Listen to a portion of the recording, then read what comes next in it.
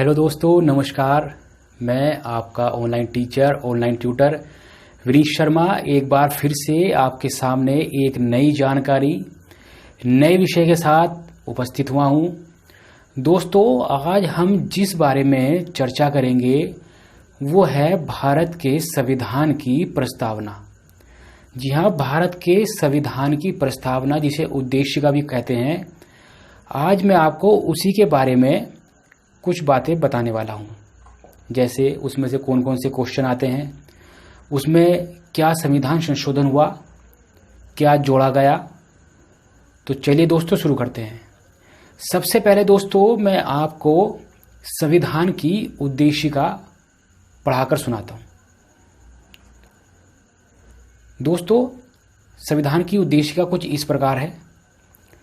हम भारत के लोग भारत को एक संपूर्ण प्रभुत्व संपन्न, समाजवादी, धर्मनिरपेक्ष, लोकतंत्रात्मक गणराज्य बनाने के लिए तथा उसके समस्त नागरिकों को सामाजिक, आर्थिक और राजनैतिक न्याय, विचार, अभिव्यक्ति, विश्वास, धर्म और उपासना की स्वतंत्रता, प्रतिष्ठा और सामान्य अवसर की समानता प्राप्त कराने के लिए तथा उन सब में व्यक्ति की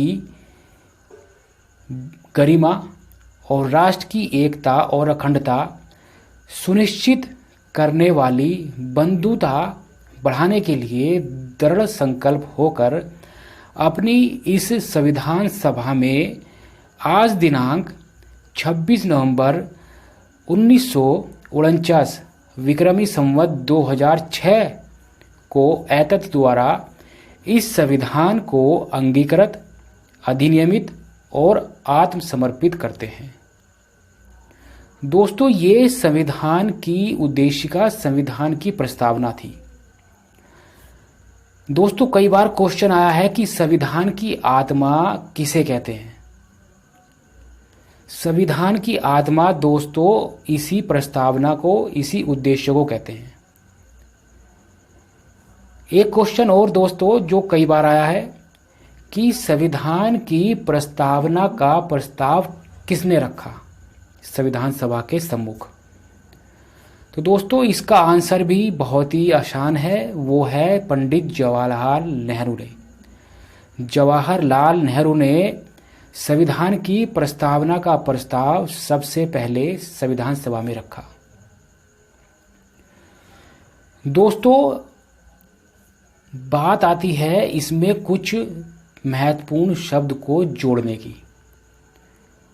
42वां संविधान संशोधन जो 1976 में हुआ, ध्यान दीजिए, 42वां संविधान संशोधन जो 1976 में हुआ, उसमें समाजवादी और धर्मनिरपेक्ष यानी कि पंथ निरपेक्ष भी आपको कहीं कहीं मिलेगा, वो ये दोनों शब्द पहले पैरे में और एकता और अखंडता शब्द छठे पैरे में जोड़ दिए गए हैं।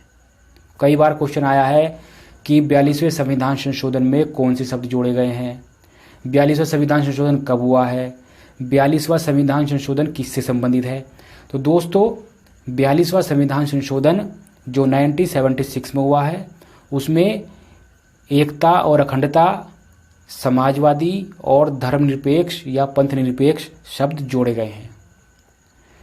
दोस्तों कई बार क्वेश्चन यह भी आया है कि संविधान की प्रस्तावना में अब तक कितनी बार संशोधन हो चुका है।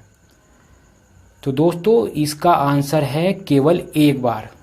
जो 42वें संविधान संशोधन जो 1976 में हुआ था, उसमें संविधान सभा में संविधान की प्रस्तावना में केवल एक बार संशोधन हो चुका है।